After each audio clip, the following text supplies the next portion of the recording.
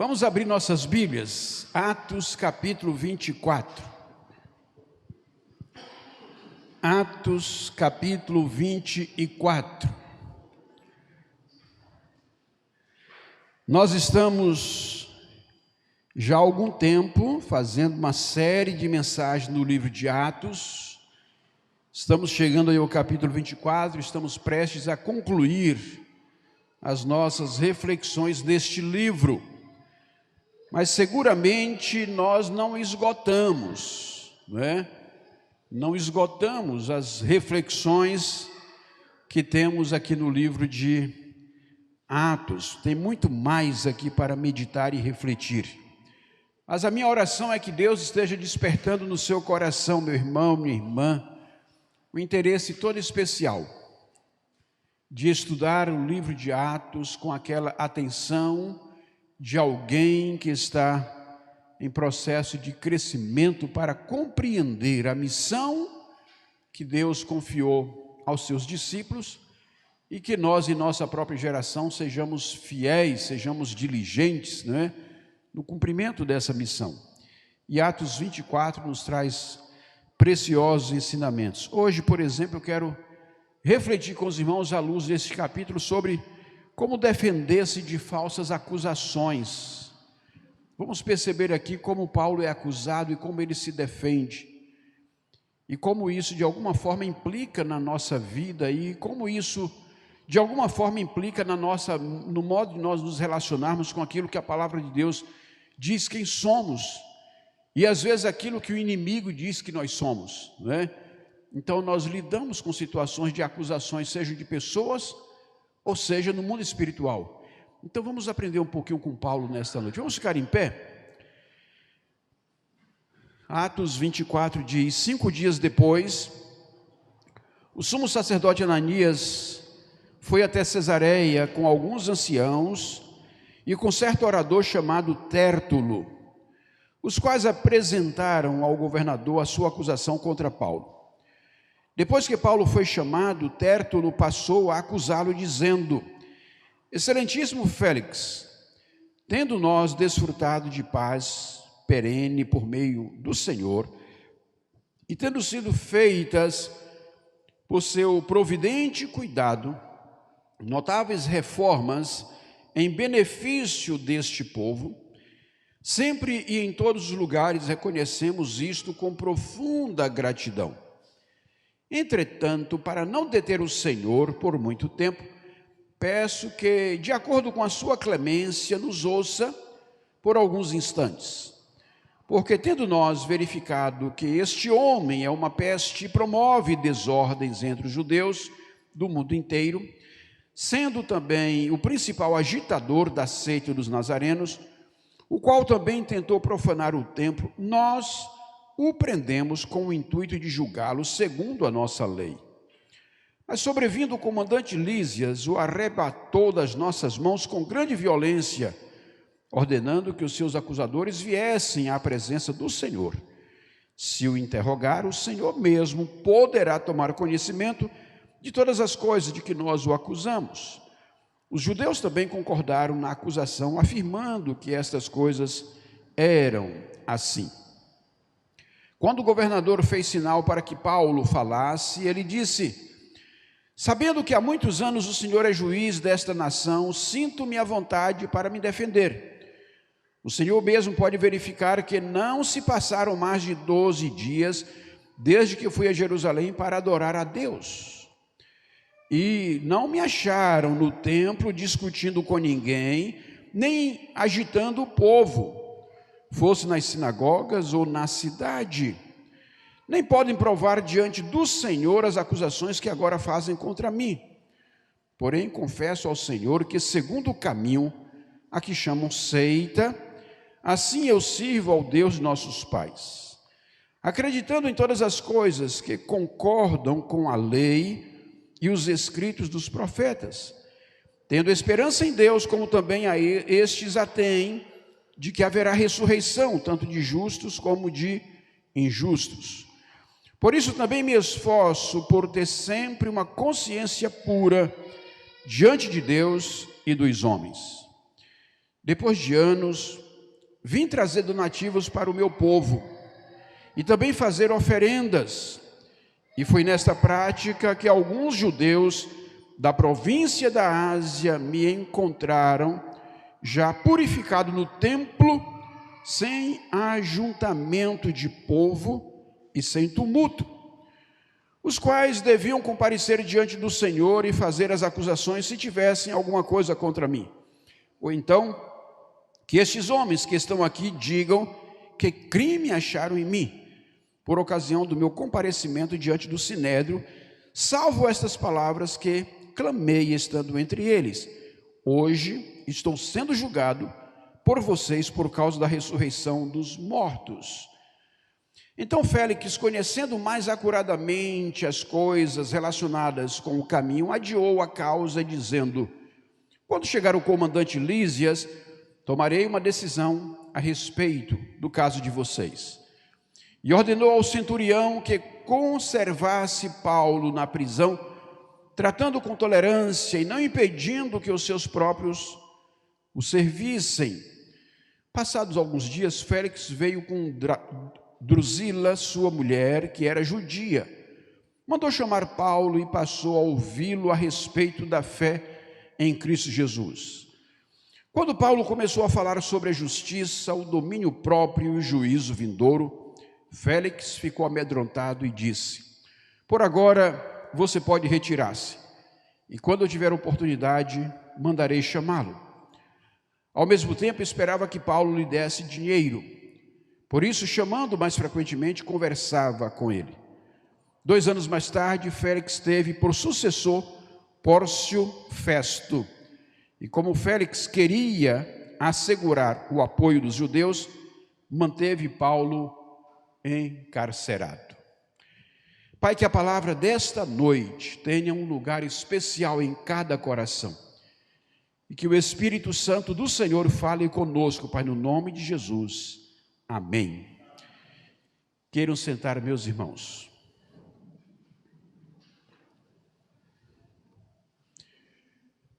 Alguém aqui já precisou lidar com a situação de uma acusação falsa contra você? Você já precisou enfrentar alguma acusação que não se fundamentava na verdade?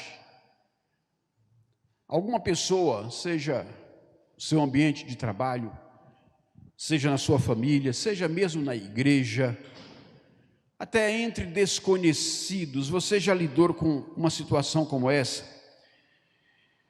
Como você se defende de falsas acusações? Não é fácil defender-se daquilo que não é verdadeiro, né? Daquilo que é falso, daquilo que não se sustenta na verdade. Qual deve ser a postura correta a ser adotada diante de uma falsa acusação? Veja, os irmãos, em Atos 23, nós mencionamos num certo momento que Paulo seria usado como uma moeda de troca entre os poderes políticos ali naqueles dias.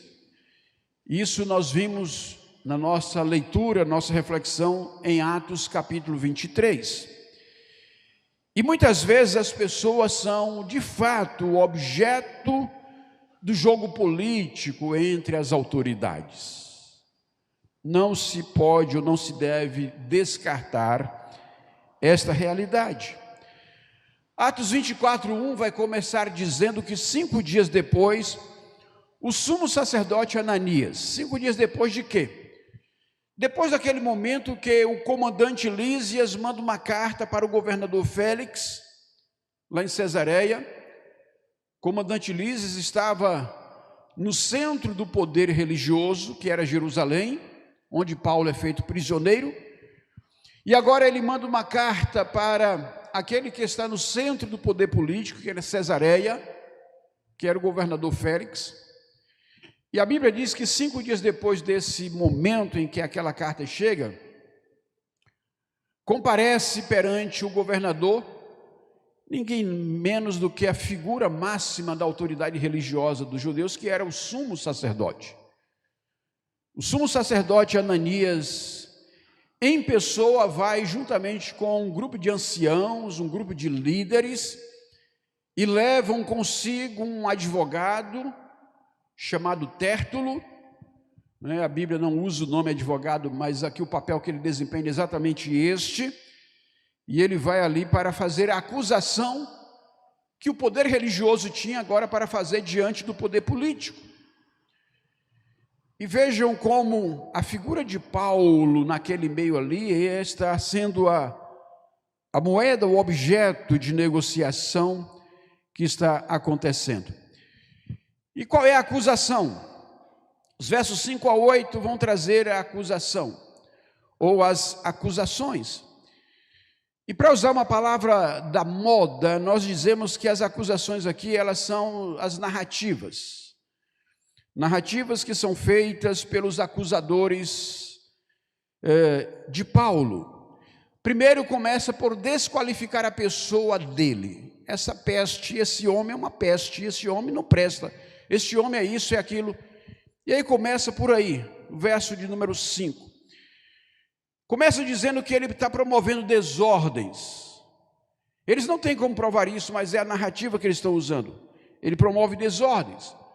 Dizem que ele é um agitador. Dizem que ele é um praticante de uma seita. Dizem que ele estava tentando profanar o templo. Dizem que nós o prendemos, reconhecem que cumpriram aquele papel de prendê-lo, e aí faz a acusação agora, colocando uma testemunha no processo que até então não estava presente, que é o Lísias, o comandante.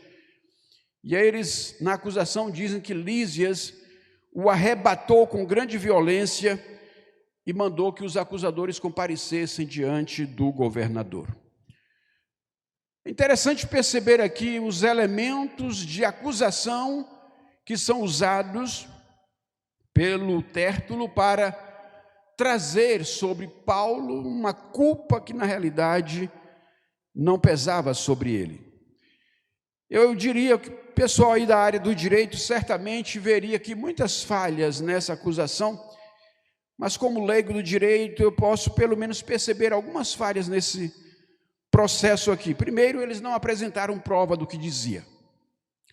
Eles têm uma narrativa, eles têm um discurso, mas eles não têm provas. Segundo, eles tentam desqualificar o acusado, tentando colocar sobre o acusado aquilo que na verdade era fruto da cabeça deles. Eles arrolam no processo alguém que certamente não iria corroborar com a posição deles. Se o nome de Lísias não fosse mencionado perante o juiz, talvez o juiz não tivesse o álibi que teve para fazer o adiamento do julgamento, como vamos ver no final que ele faz. Mas quando Lísias é arrolado, então dá-se a ele o direito de ser convocado como uma testemunha daquele caso. Deixam o elemento para que o próprio Paulo fizesse sua autodefesa, quando eles dizem no verso 8, se o Senhor mesmo o interrogar, o Senhor vai tomar conhecimento daquilo que nós estamos acusando.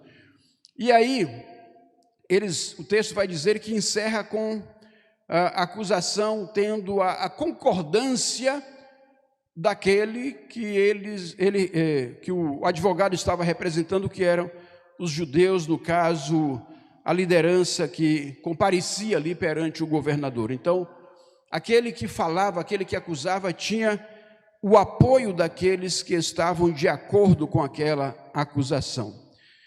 Vejam, os irmãos, interessante perceber que o sistema penal ocidental, ainda hoje, ele é muito inspirado naquilo que foi o sistema penal romano. E aquilo que foi o padrão, de certa forma, é aquilo que ainda hoje acompanha muitos dos nossos tribunais. Você tem o elemento de acusação, você tem o elemento de defesa, e depois você tem ali a parte do julgamento, do veredito que é aplicado.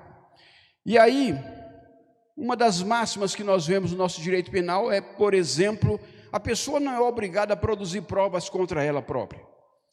Então, quando eles dizem que se o Senhor o interrogar, o Senhor vai confirmar isso, eles queriam que Paulo se autoacusasse, ratificando aquilo que eles agora estavam apontando como sendo os elementos que justificavam aquelas acusações. Mas é preciso compreender que cabe a quem acusa o ônus de provar aquilo pelo que está acusando, não é? O princípio da justiça também, ele deve nortear qualquer que seja o julgamento. Mesmo que a causa aparentemente já esteja sendo julgada pela opinião pública, mas o princípio da justiça é o que deve nortear qualquer que seja o julgamento. Quem está te acusando de alguma coisa neste momento tem elementos probatórios suficientes para dizer que você é responsável, que aquela acusação se justifica, ou você diria que a acusação que alguém apresenta contra a sua vida é uma acusação sem fundamento. Se você é objeto, é alvo de acusação de alguém, você tem o direito de apresentar a sua defesa. Isso é um princípio básico da justiça, né? Se você passa por uma situação como essa, isso lhe assiste o direito de se defender. Quando você não tem elementos que você possa trazer para ratificar a sua posição, a sua defesa, o que você tem a seu favor? Você tem aquilo que Paulo usou naquele momento, você tem a sua consciência. E aí ele afirma que a consciência dele é limpa diante dos homens e diante de Deus. Tanto no capítulo 23, ele vai falar da consciência dele limpa diante dos homens, como em Atos 24, 16, ele vai ratificar essa posição diante do governador. A consciência dele está limpa diante de Deus e diante dos homens. E aqui, meu irmão, minha irmã, eu queria que você trouxesse um pouco desse desfecho aqui para a sua realidade pessoal e pensasse consigo mesmo o seguinte: se alguém te acusa por alguma coisa e a pessoa não tem o elemento que justifique, o elemento que prova a sua acusação, como você se enxerga, como você se percebe diante da acusação que alguém te faça? A sua consciência está limpa diante da acusação que alguém lhe faz? A sua consciência está em paz em relação à acusação que alguém faz contra você? Ou você se sente, de fato, merecedor daquela acusação? E aqui é importante você entender que o nosso inimigo está o tempo todo lhe acusando diante de Deus. Satanás o tempo todo está tentando colocar sobre você, sobre nós, uma acusação para querer imprimir sobre nós aquilo que de repente o Senhor diz: olha, você não tem direito nessa acusação porque eu já perdoei aquela vida. Mas a acusação está sempre ali. A Bíblia diz que temos um advogado diante de Deus. Esse advogado, Jesus, o justo, é Ele que faz justiça a nosso favor. Mas você não pode descartar o fato de que você está sendo falsamente acusado pelo inimigo.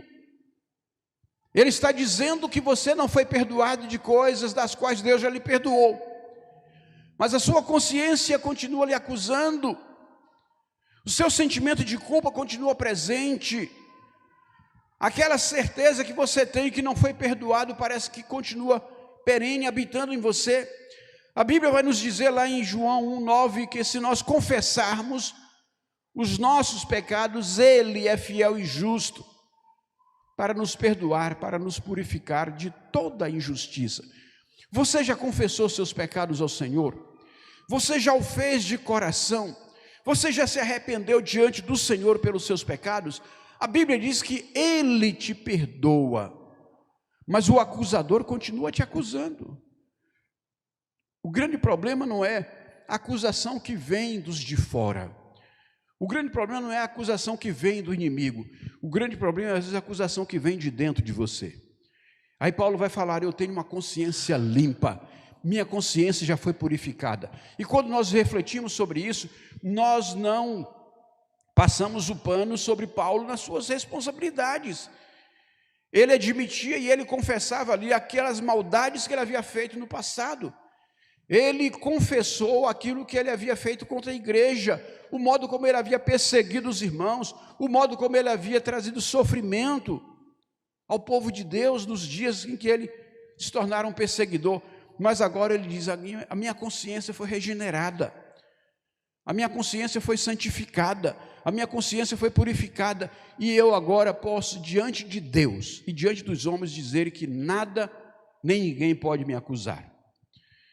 Meu irmão, a Bíblia fala em Romanos que nem a morte, nem a vida, nem os anjos, nem os principados, nada poderá nos separar do amor de Deus que está em Cristo Jesus, nosso Senhor. Você foi perdoado pelo sangue de Jesus, você foi lavado pelo sangue de Jesus. O acusador não tem mais direito de acusar você por esse pecado do qual o Senhor já te perdoou. Mas é importante que você também tenha o perdão de profundidade. É importante que você tenha o perdão a si mesmo. É importante que você faça uma imersão nos seus sentimentos e possa dizer: Senhor, dá-me a graça de me apropriar pela fé dessa convicção, dessa certeza que a Tua palavra afirma que se nós confessarmos, o Senhor nos perdoa. Então, que o Senhor receba, aceite a minha confissão e me conceda do seu perdão. Vejam, concedido o direito de Paulo fazer a defesa, então ele vai apresentar a sua defesa a partir do verso 10. Todo acusado tem direito à defesa. Se você está sendo acusado injustamente, você tem direito à defesa.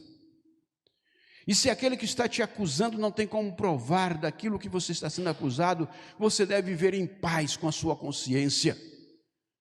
Você deve se aliviar de qualquer sentimento de culpa, porque você não é aquilo que alguém diz que você é, mas você é aquilo que você acredita que você é. E se você acredita que o sangue de Jesus de fato já te purificou, isso é fato. Mas se você ainda continua na prática do erro, do pecado, é preciso confessar e é preciso abandonar, é preciso mudar. Paulo, na sua defesa, vai direto ao ponto. Ele reconhece a legitimidade do legislador. Verso 10 mostra isso. Ele reconhece a legitimidade de Félix, que há muito tempo é juiz naquela terra. Ele poderia não gostar do juiz Félix.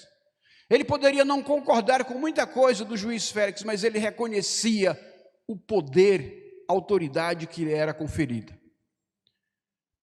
No Brasil que nós vivemos hoje, muita gente não reconhece a figura de autoridade, seja a autoridade constituída legalmente, seja uma autoridade paterna, seja uma autoridade um professor, seja uma autoridade um chefe. Vivemos um momento em que as pessoas se acham no direito de uma autonomia rebelde contra tudo e contra todos, e não se submete à autoridade de ninguém. Filhos rebeldes vão gerar famílias distorcidas, famílias disfuncionais, famílias rebeldes. A sociedade que vive a realidade de rebeldia, a Bíblia diz que a rebeldia é semelhante ao pecado de feitiçaria. Deus abomina, Deus detesta aquilo que é rebeldia. Se você, mulher, é rebelde na sua relação familiar, então peça perdão a Deus por esse pecado. Se você, marido, é um marido rebelde na sua relação com sua esposa, peça perdão ao Senhor e mude a sua conduta, porque Deus não juntou marido e mulher para viver em relação de rebeldia um com o outro. Rebeldia é pecado. Filho, se você é rebelde contra o seu pai, você está em pecado, é preciso confessar. Se você continua em rebeldia para com as suas autoridades, você está em pecado. Você pode não gostar da autoridade, mas você deve obediência às autoridades. Você pode não concordar com fulano ou com cicrano, mas você deve obediência. Rebeldia é atitude de pecado. E a igreja de Jesus tem muita gente cometendo pecado por conta dessa atitude de rebeldia. É preciso olhar para si mesmo e reconhecer a figura de legitimidade que o outro tem. Você pode até não gostar, mas é isso que a palavra do Senhor nos ensina. No verso 12 nós vamos ter aí o Paulo fazendo a sua defesa. Aliás, no verso 11 ele vai apresentar na sua defesa elementos comprobatórios, elementos que podem ser medidos, que podem ser avaliados. Ele vai dizer, olha, 12 dias eu vim para adorar, eu vim para cultuar a Deus, eu vim para, nesse momento, trazer donativos e abençoar o povo de Deus aqui. Ele então está trazendo alguns elementos que o juiz pode ir lá e constatar e conferir, dizer, de fato, ele está provando o que ele diz que está afirmando. E aí nós vamos ter aquilo que eu vou chamar aqui de uma desconstrução da narrativa. E nessa desconstrução da narrativa, ele vai trazer aquilo que seria o discurso da negativação. Eu não sou, né? Não ouviram, não me acharam discutindo, não me viram agitando o povo, não tem prova contra mim. Então o verso 13 vai mostrar Paulo dizendo que eles não ouviram Paulo lá no templo, seduzindo ninguém, tentando atrair ninguém, não viram Paulo agitando o povo, não tem prova de que ele estivesse fazendo aquilo do que ele estava sendo acusado. Então, é um discurso da negativação daquilo que eu não sou. Eu não sou o que esse pessoal está dizendo que eu sou. Eu não fiz o que esse pessoal está dizendo que eu fiz. Eu não falei o que esse pessoal está dizendo que eu falei. Esse pessoal não tem prova contra mim. Eles não podem provar o que eles estão dizendo. Mas aí no seu discurso, Paulo vai fazer também as afirmações. E aquilo que nós vamos chamar aqui de afirmação positiva. Ele vai dizer, olha, eu confesso, eu sou servo de Deus. Verso 14.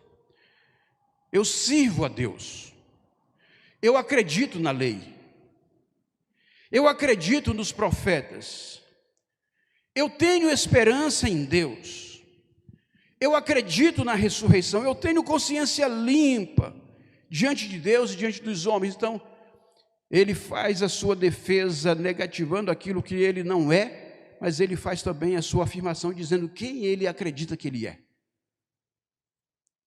E aí, como é que você se coloca diante dessa realidade? Você aceita que você viva segundo aquilo que alguém acusa você, dizendo que você é o que você não é? Ou você vive segundo aquilo que você acredita que você é?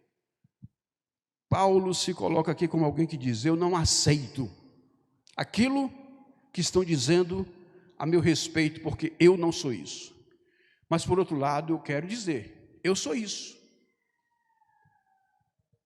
E aí, de certa forma, ele vai continuar ali, trazendo na sua defesa, aquilo que seria, o que eu fiz? Eu vim foi trazer donativos, verso 17a. Eu vim foi adorar, verso 17b. Eu vim trazer donativos, eu vim abençoar o povo da minha cidade. Eu vim também para cultuar, para eu mesmo oferecer ao Senhor culto, adoração, minhas oferendas. Do que eu estou sendo acusado? Ele vai dizer do que ele está sendo acusado. E nessa afirmação, vejam os irmãos, como Paulo vai se colocar diante daquelas pessoas, perante situações como essa. Do que eu estou sendo acusado? O que eu fiz, verso 18, justifica aquilo do que eu estou sendo acusado? Verso 19, essas acusações são legítimas? Os meus acusadores realmente estão aqui? Quem está me acusando são aquelas pessoas que trouxeram o problema lá? Essa acusação é legítima? Estes que estão aqui me acusando em nome daqueles que trouxeram a primeira queixa, esses aqui podem provar algum crime que eu tenha cometido? E aí ele vai colocar aqueles elementos que vão desmontando toda aquela peça de acusação, né, do advogado de acusação. E o texto bíblico diz que eles continuam caladinhos, eles não mais falam nada aqui. Paulo apresenta a sua defesa. E aí no verso seguinte ele vai dizendo, olha, o que eu fiz foi dizer o seguinte, hoje estou sendo julgado por vocês por causa da ressurreição dos mortos. Isso eu falei lá perante o Sinédrio. Foi disso que eles me acusaram, é por isso que eu estou sendo acusado aqui. Então, a pergunta aqui é: o que justifica prolongar uma prisão com base em questões de consciência? Será que se justifica prolongar a prisão de Paulo por conta de uma questão de consciência que ele tinha? A consciência dele dizia que ele estava ali por conta da sua condição de adorador, por conta da sua condição de acreditar na ressurreição dos mortos. Então esse era o elemento que estava ali. Os fariseus acreditavam na ressurreição dos mortos, os saduceus não acreditavam. E como o sinédrio era composto dos dois grupos, quando ele fala aquilo, então o sinédrio se divide, e aí eles não têm mais condições de fazer um julgamento com isenção daquela questão. E a questão é levada para o governador Félix, mas a questão central aqui seria mais ou menos essa: será que se justifica prolongar uma prisão, como aconteceu com Paulo, com base em questões de consciência? O poder político, meus irmãos, pode até conhecer a mensagem do reino, mas isso não garante disposição para obedecer. O verso 25 mostra que Félix chamava Paulo para ouvi-lo, e quando Paulo ia anunciando o evangelho, anunciando a mensagem do reino, quando ele foi chegando naquelas coisas que foi mexendo com a eternidade, a escatologia, as coisas que ele não conseguia compreender, então veio o medo, né? Pensar em vida eterna, pensar nas condenações que aconteceriam no futuro e tudo mais, ele fica amedrontado diante disso. Não pense que os homens que estão exercendo o poder sejam ignorantes em relação à Bíblia. Não pensem que esses homens não desconhecem a palavra, eles conhecem a palavra. O fato de conhecer a palavra necessariamente não significa que estejam dispostos a acreditar e a obedecer. Devemos colocar diante do Senhor as autoridades. Eu li algum tempo atrás uma coisa bem interessante, em que dois grandes advogados americanos apresentaram uma certa argumentação, trazendo uma preocupação quanto àquilo que estava acontecendo nas cortes superiores dos Estados Unidos e da Inglaterra. E ele dizia que estava percebendo uma tendência para as cortes superiores trazerem a questão do discurso de ódio em relação à própria pregação do Evangelho. Colocar a mensagem do Evangelho como mensagem de ódio. Com isso, então, e restringindo a questão da pregação do Evangelho. Nós estamos vendo, então, esse cenário acontecendo pelo mundo afora. E aí, meus irmãos, isso é sinal de tempos difíceis que estão chegando. A Bíblia diz que nós viveríamos o princípio das dores. Então, nós estamos vivendo tempos difíceis chegando, inclusive a liberdade para pregar o Evangelho, né, o risco de anunciar o Evangelho com liberdade e se restringindo cada vez mais. Como nós dissemos há poucos dias, não devemos ser ingênuos de achar que, na realidade, não haja uma intencionalidade para, de alguma forma, dificultar a proclamação da mensagem do reino. E aí nós vamos ver que no verso 25 aqui, aquele que estava representando o poder político naquele momento, ele tem conhecimento, mas ele não está disposto a atender aquilo que é a mensagem do reino. E aí nós vamos perceber também que a praga da corrupção, ela não é uma praga somente dos nossos dias. Vejam que o governador fica chamando Paulo, ouvindo Paulo, na expectativa de que ele ofereça dinheiro para que ele seja solto. Ou seja, um subornozinho aí vai bem, né? Na realidade, a ideia era: dá alguma coisa aí para você, para eu livrar tua cara. A corrupção, meus irmãos, não é uma praga só da nossa época. Ela vem acompanhando a espécie humana porque ela está enraizada na natureza pecaminosa do ser humano. Verso 26 vai nos mostrar que cometer atos de injustiça para atender grupos poderosos também não é coisa somente da nossa época. Né? Cometer atos de injustiça para atender interesses de grupos poderosos.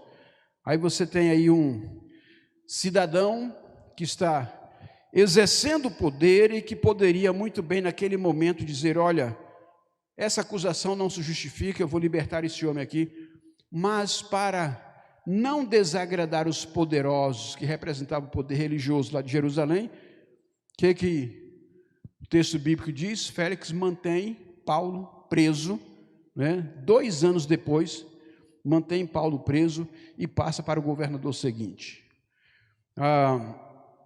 Então nós vamos ver que algumas coisas que acontecem nos nossos dias, elas têm uma raiz muito mais profunda, que tem a ver com a natureza pecaminosa do ser humano, tem a ver com os interesses de poder, tem a ver com os jogos com que as pessoas fazem a vida uns dos outros para atender seus interesses pessoais. Mas vejam bem, o que é que Paulo faz? Ele sofre as injustiças, entendendo que mesmo em meio ao mundo injusto, Deus transforma o mal contra seus filhos em atos de misericórdia para com os perdidos. Graças à vida de Paulo, enquanto um prisioneiro, muitos da casa de Roma foram salvos por Jesus. Filipenses 4, 21 a 23 vai dizer: saúdem cada um dos santos em Cristo Jesus. Os irmãos que estão comigo mandam saudações. Todos os santos mandam saudações, especialmente os da casa de César. A graça do Senhor Jesus Cristo seja com o espírito de vocês. Então Paulo, que escreve a carta de Filipenses da prisão, a chamada carta da alegria, vai dizer: olha, todos os santos mandam saudações, especialmente os da casa de César. Quem eram os da casa de César? Os funcionários públicos que serviam o governo romano. Esses eram os da casa de César. E aí Paulo está dizendo com isso o seguinte: olha, enquanto eu estive preso, Deus me deu a graça de anunciar a mensagem do reino, e muitos da casa de César, muitos que servem o império, se converteram e se tornaram filhos de Deus. Então Deus, na sua graça e misericórdia, transforma as acusações injustas contra os seus filhos em situações onde Ele opera com a sua misericórdia, opera com a sua graça e atende interesses do reino dEle. Então, se nós temos que sofrer as injustiças de acusações falsas, que soframos entendendo que o nosso Senhor passou por falsas acusações e Ele se calou diante das falsas acusações para cumprir o propósito maior de Deus na sua vida. E assim como Paulo passou por falsas acusações, se calou no sentido de não viver uma atitude de rebeldia, de revolta, deixando de cumprir a missão, mas mesmo naquela situação ele entendia que o evangelho não estava preso e o evangelho tinha liberdade a partir da sua vida. Então, que eu e você possamos tirar para a nossa vida lições como essa da vida de Paulo, entendendo que ainda que hajam acusações contra você, é importante você ter a sua consciência limpa de que aquilo que dizem a seu respeito não corresponde àquilo que você realmente é. É importante você entender que muito mais do que aquilo que as pessoas dizem a seu respeito, importa como você se vê e como você se enxerga perante o Deus que derrama graça para com você. É importante você entender que o acusador, o inimigo, o papel dele é acusar, é roubar, é matar, é destruir. Ele vai continuar fazendo isso contra a sua vida enquanto discípulo do Senhor. Mas se você entender que você não é aquilo que o inimigo diz que você é, mas você é aquilo que Jesus diz quem você é, então você vai cumprir a missão, porque você vai manter a cabeça erguida, você vai avançar, você vai adiante, e você não vai se deixar abater por conta de falsas acusações. E é importante entender que, ainda que a acusação continue e a injustiça se prolongue, ainda assim Deus, na sua graça e misericórdia, transforma a sua vida em instrumento do louvor da glória dele para cumprir o propósito que ele tem por meio da sua vida, por meio da vida de cada um de nós. Que Deus, o Senhor, olhe para nós e nos ajude a lidar com as falsas acusações e nos dê consciência limpa, espírito reto e a profundidade da relação com Ele para servi-lo com alegria. Que Deus nos abençoe, meus irmãos.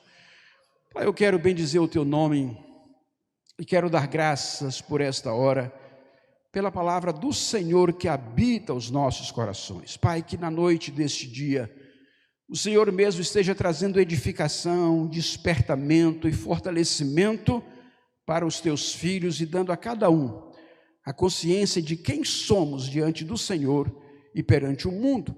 E assim possamos viver, ó Deus, de forma humilde, mas com a consciência limpa, sem se deixar abater pelas acusações do nosso adversário. Que o Senhor nos guarde, nos preserve, nos livre da tentação e nos livre de todo o mal.